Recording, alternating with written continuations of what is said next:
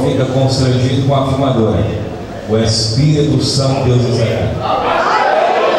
Amém? Curva a sua cabeça.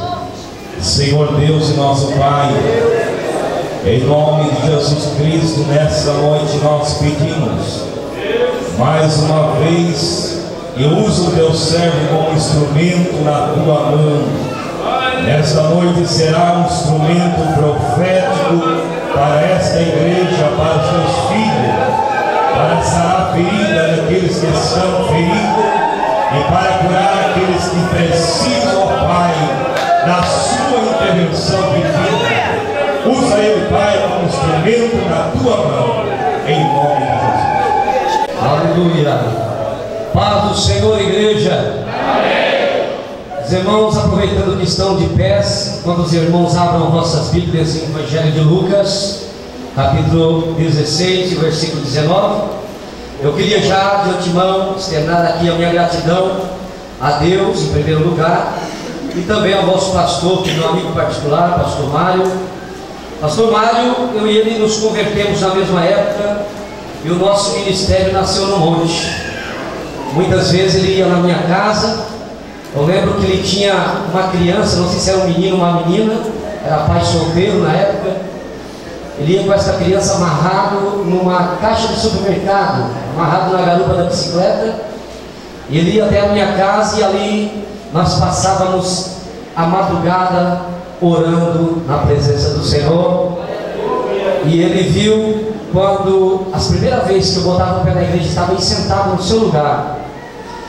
Deus usava profetas para falar comigo que iria me levantar e me usar para pregar a sua palavra. E hoje, para a glória do Senhor, eu estou aqui. Você está aí, mas amanhã você pode estar aqui também. Você crê nisso, meus irmãos? Que igreja abençoada. Sinto aqui a presença de Deus, que em muitos lugares já não se sente mais, irmãos, mas aqui nessa noite os céus estão abertos. Glória a Deus. Vamos ler Lucas capítulo 16, o versículo 19, que diz: ora, havia um homem rico, e se vestia de púrpura e de linho finíssimo, e vivia todos os dias regalado e esplendidamente. Havia também um certo mendigo chamado Lázaro, que jazia cheio de chagas à porta daquele, e desejava alimentar-se com as migalhas que caíam da mesa do rico. E os próprios cães vinham lamber-lhe as chagas. E aconteceu que o mendigo morreu e foi levado pelos anjos para o... E morreu também o rico e foi sepultado. E no inferno ergueu os olhos, estando em tormento, e viu ao longe Abraão e Lázaro no seu seio. E chamando disse: Abraão, meu pai, tem misericórdia de mim, e manda a Lázaro que molhe na água a ponta do seu dedo, e me refresque a língua, porque estou atormentado nesta chama. Disse, porém, Abraão: Filho, lembra-te de que recebeste os teus bens em tua vida, e Lázaro somente males, e agora este é consolado, e tu atormentado. E além disto, está posto um grande abismo entre nós e vós, de sorte que os que quisessem passar daqui para vós não poderiam, nem tampouco os de lá passar para cá. E disse ele: Rogo-te, pois, ó Pai, que eu mandes à casa de meu pai, pois tenho 5 irmãos, para que lhes dê testemunho, a fim de que não venham também para este lugar de tormento. E disse-lhe Abraão: Eles têm Moisés e os profetas, ouçam-nos. E disse ele: Não, Abraão, meu pai, mas se algum dos mortos fossem ter com eles, arrepender-se-iam. Porém Abraão lhes disse: Se não ouvem a Moisés e aos profetas, tampouco acreditarão, ainda que algum dos mortos ressuscitasse. Oh, meu Deus! Cada gota de sangue que Cristo verteu lá na cruz, multidões que saíam do fundo das prisões. Sei que eu estava lá, você também estava lá, fazendo Jesus padecer, fazendo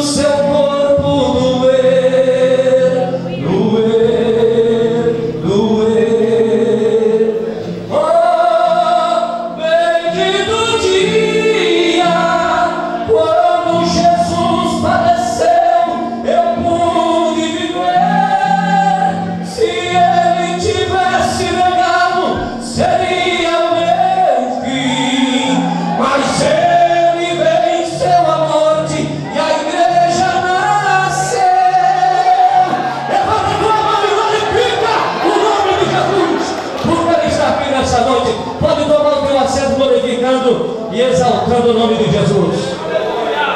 Meu Pai, aleluia, glória a Jesus. Ele está aqui nessa noite. Glória a Deus. Amada igreja do Senhor, nessa noite nós lemos aqui uma passagem bíblica que nós acreditamos que ela é real e verídica e que realmente aconteceu. Embora algumas pessoas ainda acreditam que seja uma parábola ou seja um fato comparativo, nós assim não acreditamos, porque foi o próprio Jesus que relatou sobre esta passagem. E quando nós lemos em João capítulo 1, versículo 1, diz que no princípio era o verbo estava com Deus, e o verbo era Deus, e o verbo se fez carne, e tudo que nós vemos, por ele se foi feito. Então todas as coisas, Jesus, ele fez e criou. Agora, se nós perguntarmos, pastor Hermes, mas para que se Deus é amor, para que Deus criou então o inferno? Irmãos, a palavra de Deus diz que Deus, ele fez o inferno para o diabo e os seus anjos. E a Bíblia também diz que Deus criou o inferno para todos aqueles que se esquecem de Deus. Sabe quando nós esquecemos de Deus, meus irmãos? É quando nós pecamos.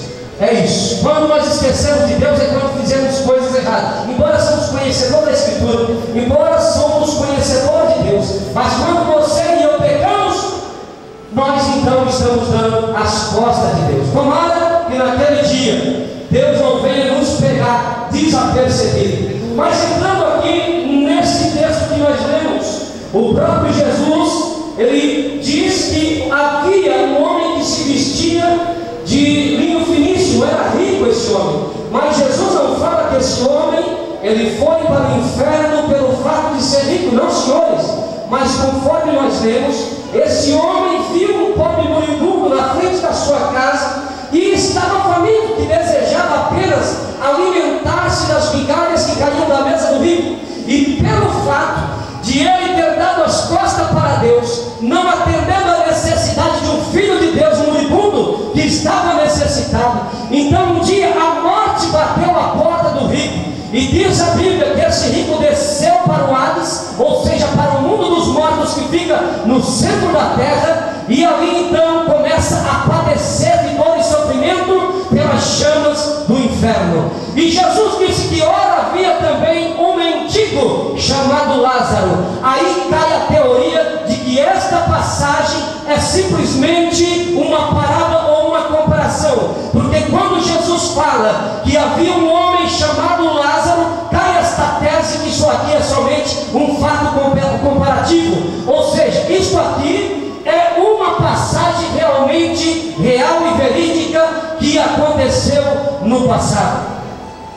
Ainda há algumas igrejas por aí que diz que pobre e miserável não é do reino do céu. Isso aí é mentira do diabo, porque os pobres, eles habitam em nosso meio, para que nós estendemos a mão e o nome do Senhor seja glorificado na vida do pobre. Pobre vai para o céu sim, desde que ele tenha temor de Deus na sua vida. Sabe aquela tua casinha que às vezes você murmura e diz que a minha casinha está chovendo dentro, Jesus, a minha casinha precisa de uma pintura. Você sabe, não precisa, irmão. Daqui a pouco você vai estar morando em mansões celestiais. Aleluia. Mas o que mais me chama a atenção nesse texto é que quando este mendigo ele falece, diz a Bíblia que ele é levado pelos anjos do Senhor para um lugar chamado Seio de Abraão.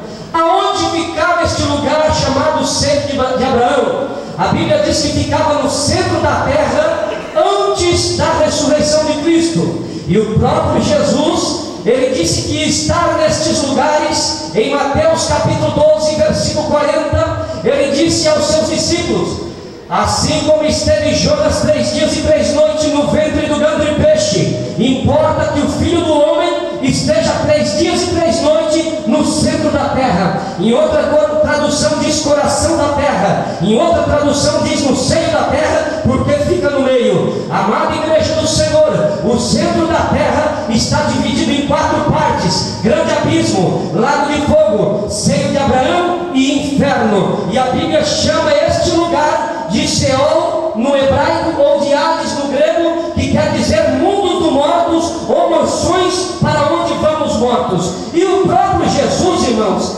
diz a Bíblia que ele esteve neste lugar quando padeceu na cruz do Calvário. Diz a Bíblia que quando Jesus estava na cruz do Calvário, havia 2 ladrões, uma à esquerda e uma à direita.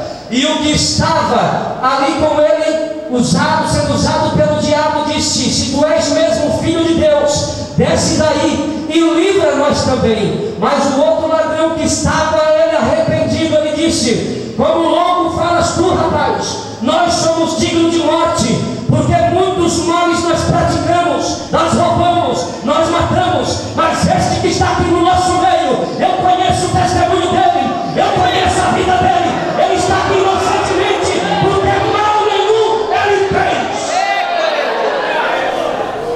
E este mendigo então, ele olha para Jesus, aliás, este ladrão, ele olha para Jesus, arrependido dos seus pecados, porque o homem, quando se arrepende, diz a Bíblia, que ele alcança a misericórdia. E diz a palavra de Deus que ele olha para Jesus e disse: Senhor, reconhece Jesus como seu Senhor e Salvador, e diz: quando entrares no teu reino, lembra-te também de mim. Ele ouviu Jesus anteriormente pregar acerca do reino de Deus, e Jesus olha para aquele moço e vê que aquele moço está realmente arrependido dos seus pecados. Então Jesus diz o que para ele? Hoje mesmo estarás comigo no paraíso. Quantos querem entrar no paraíso nesta noite? E glorifica o nome de Jesus.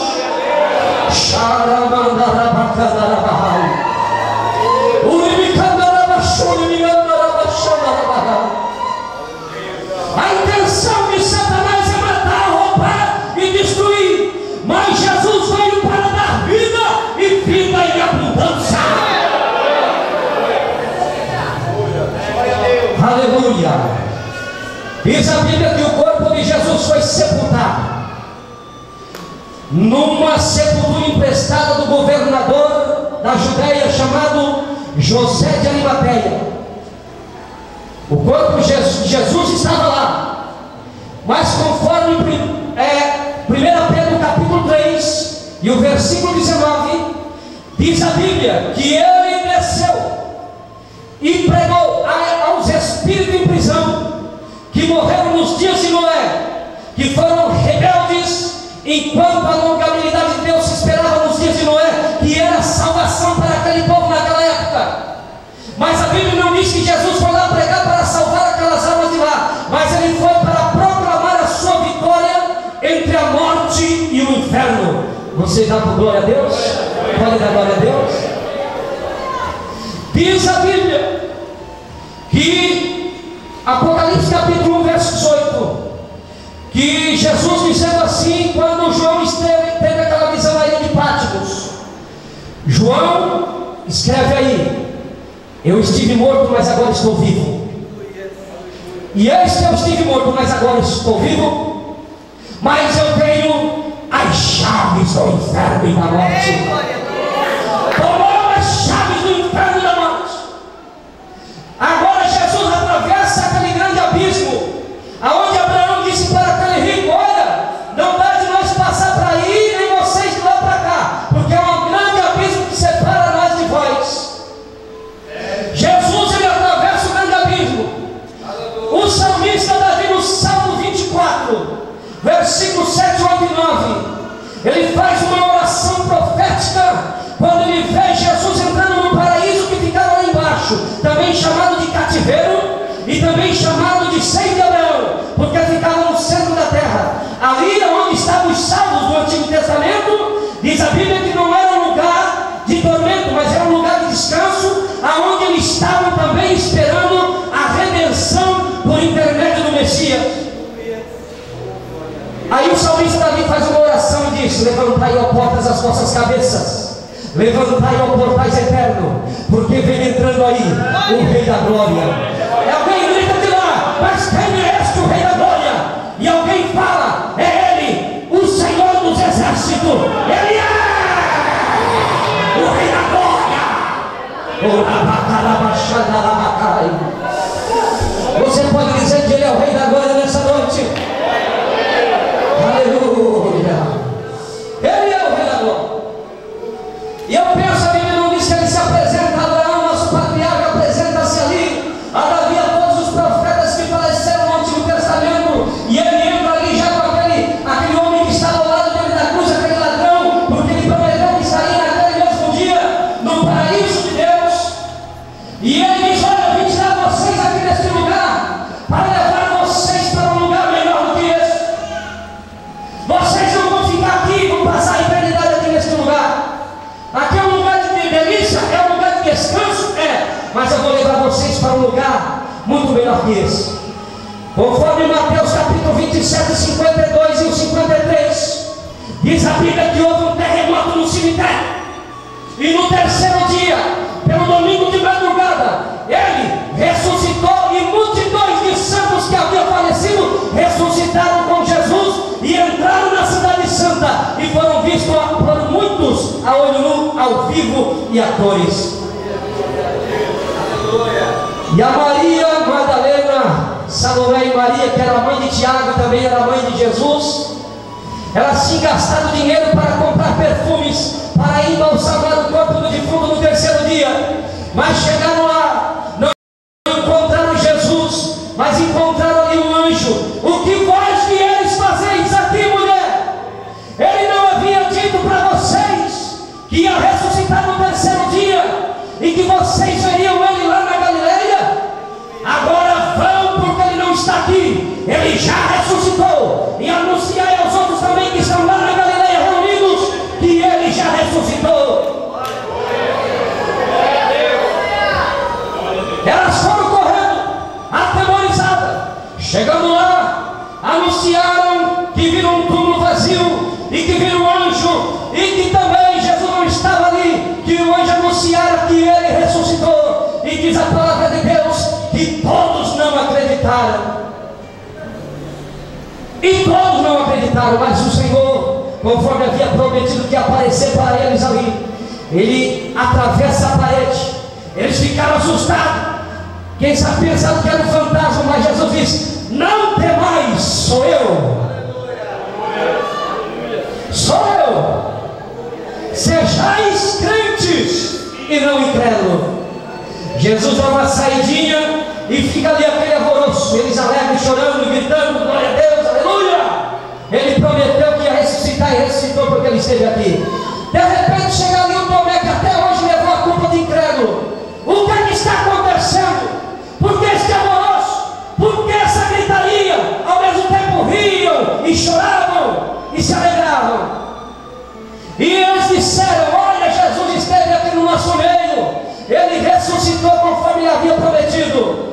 E Ele disse: eu só vou acreditar se eu colocar as minhas mãos nas chagas dele, nas feridas dele. E de repente, quando ainda estavam falando, Jesus se coloca no meio deles. Aleluia. Eu estou aqui, Tomé. Coloca tuas mãos aqui. Coloca aqui. E ele tremendo, coloca a mão na chaga de Jesus e diz: é o Senhor mesmo, Senhor. Sejais crente, não incrédulo, homem.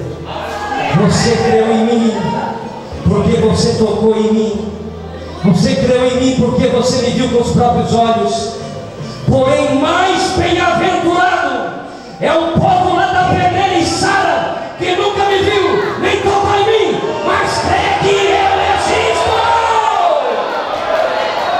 Aplauda o Senhor Jesus, porque Ele está aqui no nosso meio e merece toda a honra e toda a glória.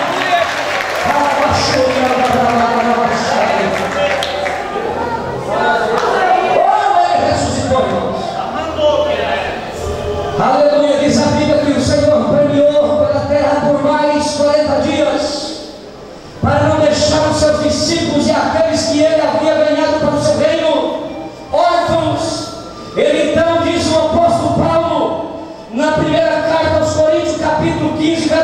diz que ele pregou também a mais de 500 discípulos no mar da Galileia. Já não eram só os 11, porque Judas já havia tirado a sua vida, mas já havia multiplicado. É o marketing multinível de Jesus. É 2 que ganha 4, é 4 que ganha 8, é 8 que ganha 16, e vai se multiplicando. Esse marketing ninguém perde, meu irmão. O marketing aí no mundo ainda se perde, mas o de Jesus ninguém perde.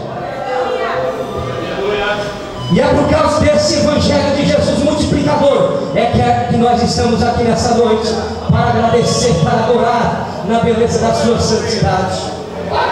Aleluia! E agora eu sei que você está curioso.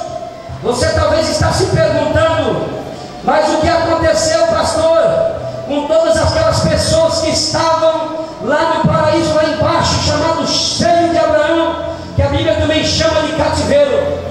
O salmista Davi, no Salmo 68, 18, diz: quando subiste ao alto, levaste contigo cativo o cativeiro. Diz Efésios capítulo 4, versículo 8, 9 e o 10: pelo que diz, subindo ao alto, levou cativo o cativeiro e deu bons aos homens. Ora, isto ele subiu que é, senão que também antes tinha descido às partes mais baixas da terra? Aquele que desceu é o mesmo também que subiu acima de todos os céus para cumprir todas as coisas.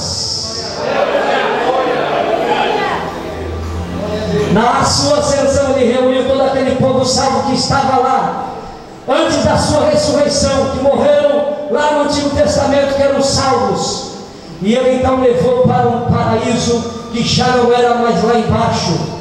Mas o apóstolo Paulo, ele nos dá um endereço na segunda carta aos Coríntios, no capítulo 12, versículo 2.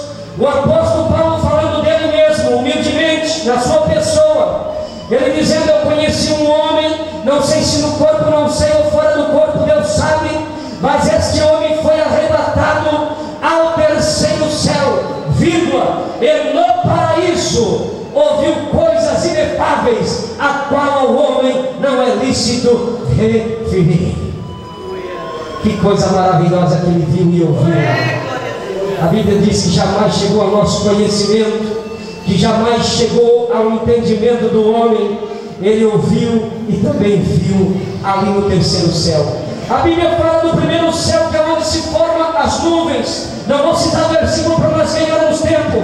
A Bíblia também fala do segundo céu, que é onde o Senhor colocou estelares no céu, estrelas e outros planetas a mais, para que o homem veja estação de tempo, outono, inverno, verão, primavera, e colocou também luzeiros no céu, para que nós tenhamos uma direção norte, sul, leste, oeste. Até as bússolas funcionam por causa das estrelas que o Senhor colocou no céu, para que o homem não perca a direção. As naus, os navios antigos, eles se dirigiam pelo mar, porque não havia bússola, pelas constelações estelares que eram os céus, e ali a Bíblia chama de segundo céu. Mas o terceiro céu, conforme Marcos Nascimento gravou aquele hino muito ungido, né? Muito além das estrelas, no céu vou morar. Tem até hino da harpa que diz que além das estrelas, a morada dos santos salvos para a glória do nome de Jesus. Aleluia, aleluia. Quantos aqui são salvos e querem morar ali? O rico que estava lá, meu irmão, olha só, que aquele que estava lá no inferno sendo atormentado pelas chamas, ele lembrou que aqui na casa paterna de seus pais ele tinha 5 irmãos. As pessoas que estão lá no inferno, elas se lembram de tudo que acontece aqui em cima, mas as pessoas que vão para lá, diz a Bíblia, que se esquecem, porque o Senhor enxugará de nós todas as nossas lágrimas e as nossas dores serão apagadas. Ainda tem este rico que fosse ressuscitado alguém dentre os mortos e fosse empregado para os seus irmãos, para que eles também não fossem para aquele lugar de tormento, porque saberia ele que se eles morressem sem a pregação da palavra, e que este lugar realmente Ele sabia que se eles morressem naquelas condições também, iriam para aquele lugar de tormento. Ah, meu irmão, o que nós temos que fazer, nós devemos fazer agora em vida. Depois que morre não adianta mais. Depois que você morrer, não adianta mais você querer vir pregar para alguém que você sabe que ainda não aceitou Jesus, não. O momento de nós pregar este evangelho da salvação é agora. Sabe aquela pessoa que Deus tem colocado na tua mente para você visitar e falar do amor dele e você ainda não foi? Pois é, ela está lá esperando por ti. E sabe o que o diabo tem colocado na mente dessa pessoa? Te mata e morre, acaba com a tua vida, acaba com esse teu sofrimento, porque para ti não tem mais jeito. Acaba com o teu sofrimento, porque talvez lá do outro lado tu vai sofrer menos que aqui. Mas irmão, pensa no pior dia da sua existência na terra. No inferno é muito pior. Não queira estar ali. Não queira você estar ali. E nem que alguém vá para ali, porque é um lugar sem saída, é um lugar sem esperança. Diz a Bíblia que não tem descanso nem de dia nem de noite. As pessoas gritarão de um lado para o outro, não encontrarão uma válvula de escape, não encontrarão uma porta aberta. Há uns 15 anos atrás, o cientista russo, o senhor Azakov, ele perfurou a terra. E ele não é cristão, é ateu, não acredita nem em Deus. Estava ele pesquisando sobre as placas de baixo eixo, as placas tectônicas. E conforme a ciência nos relata, que até o centro da Terra tem 6.370 quilômetros até o centro da Terra.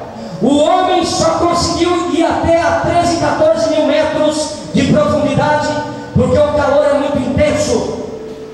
Através de sonda, conseguiram ir a 15 mil metros de profundidade. De repente, quando esta sonda, esta broca gigante começou então a perfurar a terra, ele relatou o seu testemunho e saiu nos jornais, New York Times, saiu nos maiores jornais que rodam pelo mundo, que ele de repente pegou um lugar oco e aquela broca começou a girar loucamente sem parar. Então eles ficaram abismados, tiraram aquela broca daquele poço e colocaram um termômetro para medir a temperatura, e ela mediu mais de 2.000 graus Fahrenheit, ou seja, em torno de 1.000 graus nosso aqui no Brasil, 1.000 graus Celsius. E ele coloca então um microfone que capta sons de longa distância e que suporta grandes temperaturas. E ao invés de escutar placas tectônicas de baixo eixo, ele escutou vozes de seres humanos que gritavam de dor e pediam por socorro. Voltaram os equipamentos para escutar a placa tectônica e escutaram vozes humanas. Pensaram eles que o equipamento estava com defeito, fizeram uma segunda experiência e, para sua surpresa, foi constatado e confirmado que os portões do inferno foram perfurados e eram vozes de seres humanos que gritavam de dor.